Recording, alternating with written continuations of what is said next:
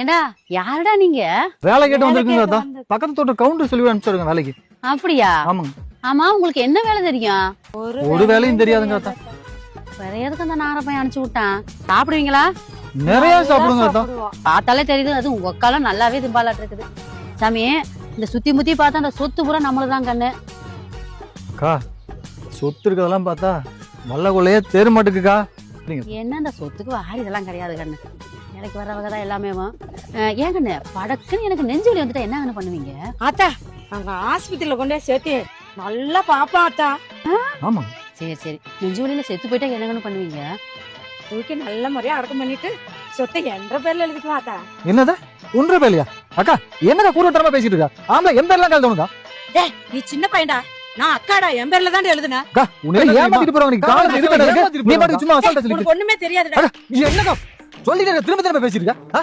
அக்கா ஏன்டா சொத்துக்காக அக்காளையே அடிக்கிற? அக்காவோ சொக்காவோ போகா. சொத்து என் பேர்ல இருந்தா அவ்வளோ. என்னடா நினைச்சிட்டு இருக்க? போகா. டேய், என்னங்கடா இங்க நடக்குது? சொத்துக்கு ஆள் இல்லைன்னு சொன்னேன். அதுக்குள்ளேயே 2 பேரும் சாவு வரைக்கும் போயிட்டீங்க. என்னடா நினைச்சிட்டு இருக்கீங்க?